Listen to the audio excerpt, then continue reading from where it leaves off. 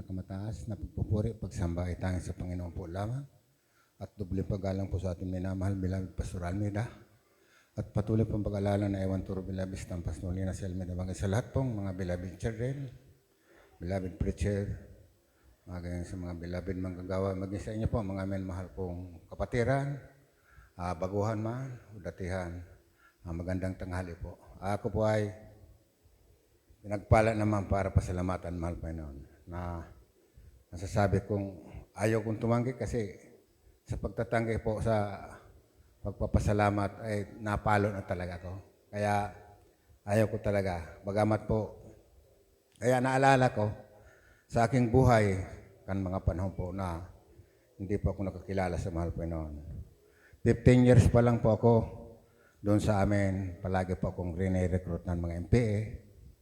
At sa ayaw kong sumama sa kanila, ako po umalis sa amin at nagtungo po ako ng dati sa amin, pinaka number one na rebellion ng Bicol, Remero Ono ang Sorsogon po.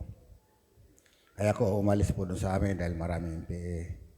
Isa ko sa gustong biktimahon, ayaw ko naman. Tinanong ko sila, anong mahawa ko dyan? Sabi nila ay 38 lang daw. Ay, sabi ko, napakaliit naman yan. Gusto ko, sabi ko, aram na agad kung ako sasama sa inyo. Kaya ayaw nilang bumigay yan. Kaya sabi ko, ay, iniwanan ko yun doon sa amin at nakapunta po ko sa Naga, nagtrabaho ako. Talagang doon na medyo umidad ako at nagkaroon akong mahal na asawa. Pero doon ako natuto sa Naga ng maraming bisyo. Dahil mga kaibigan ko po ay talagang mayroon akong mga kaibigan na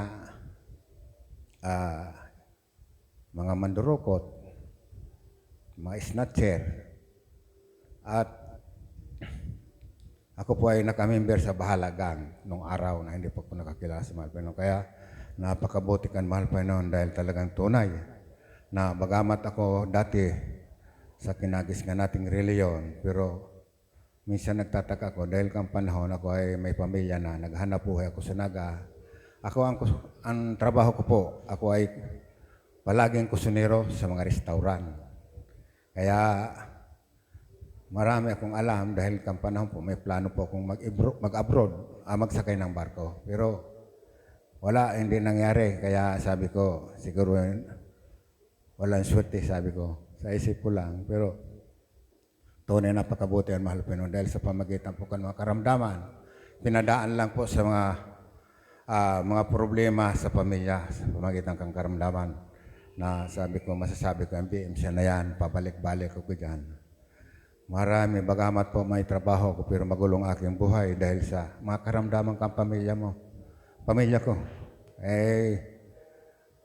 Grabe po. Kaya minsan nawala na akong pag-asa. Ang mga panahon po ako po ay, sabi ko, tinanong ko na aking mahal asawa, saan kita? Aalis, sabi ko, dito sa Naga. Para sabi kong malas, pero ako pala ang pinakamalas dahil hindi ko pa nakikilala ang mahal Panginoon. Pero salamat, ako po ay umalis kami sa Naga at dito na po ako nakatira. At sa pamagitan po kang kursada, ako po ay kursada dito sa Dako ng Salog. Ako po ay tumanggap at nagpabautismo sa pangalan ka ating pinakamamahal na Panginoon. Napakabuti. Yung mga bisyo ko, lalo na ang pag-iinom po, ayaw ko kung kampanan makipista. Punta ako sa pistahan na hindi ako malalasing. Gusto ko talaga malasing ako. Kaya, gabos na bisyo. Ang sa akin, lahat na bisyo nasa akin na, dinaanan ko na talaga. Kaya akin pinasalamatan, mahal Panginoon, dahil dito, nagkaroon akong takot sa mahal Panginoon at dito ako binago. Na lahat na bisyo po ay nagkaroon akong takot, inalis kan mahal Panginoon. Naisip ko kang mga panahon, sabi ko, hindi maalis-alis akong pag-inom pa, kahit na ako yung nabautismohan na.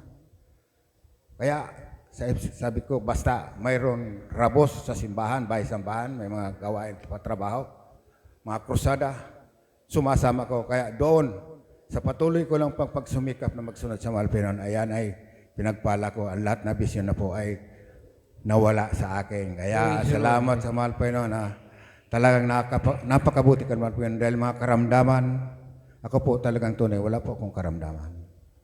Ang karamdaman ko po ang bisyo. Kaya aking pinasalamatan mahal Panginoon dahil hanggang ngayon, Ako po ay nasave kang panahon 1994 yata. Kaya sa pamagitan ng mga maraming pinuntahan akong krusada, ako po palaging kusinero kang panahon. Kaya salamat hanggang ngayon. Ngayon, hindi naman ako nagkukusina dahil wala naman tayong krusada. Kaya aking pinasalamatan, napakabuti kang mahal Panginoon dahil ditong ako nagkaroon ng anak na 8, ang aking mga anak. Kaya aking pinasalamatan, bagamat po ang aking mahal asawa kinuhanakan mahal Panginoon. Pero ako pinagpasalamat. Mas maganda po lang sabi ko, naisip ko maganda ang maraming anak. Kasi kung 2 lang o 1, ay pag kinuhanakan mahal Panginoon, di wala ka na, nabawasan na. Kaya aking pinasalamatan mahal Panginoon dahil 10 ang aking anak, 2 kinuha. Ay nabubuhay na anak ko ngayon ay 8. Kaya pinasalamatan, bagaman po, talagang grabe ang kahirapan. Nung araw, pinangarap ko, dahil ako, kaunti lang ang pinag-aralan ko. Dahil sa maaga pong nagkasakit aking magulang, aking nanay. Kaya pagka lalaki na lang po ang nag-aalaga sa mga pamilya, sa mga anak, iba kaysa sa babae. Kaya hindi ako nakapag-aral na mga undergraduate lang ko. Kaya aking pinasalamatan dahil talagang napakabuti kang mahal Panginoon, nakilala ko ito, nagawain dahil dito pinagaling aming karamdaman, dito ako binago, dito ako nagkaroon ng kapayapaan sa buhay. At labis na aking pinasalamatan ang tunay na hindi ko maubos pasalamatan mahal Panginoon dahil dito sa gawain ito, masasabi kong totoo. Dahil marami akong dinaanan na aksidente, pero salamat, talagang pinag-ingatan ako mahal Panginoon. Kaya napakabuti kang mahal Panginoon sa gawain ito na walang kalugihan po ang makilala natin ang tunay na ang Diyos buhay sa gawain ito. Dito ko pinagpala, ang mga anak ko po ay talagang pinagpala sa kanilang matrabaho at may anak po akong manugang kong 2 foreigner at masasabi ko talagang di ko maubos pasalamatan mo doon sa mga pagpapalang bigay sa amin, sa aking mga pamilya. Kaya ang kapurihan po, kapasalamatan ng tanging sa Panginoon ko lang.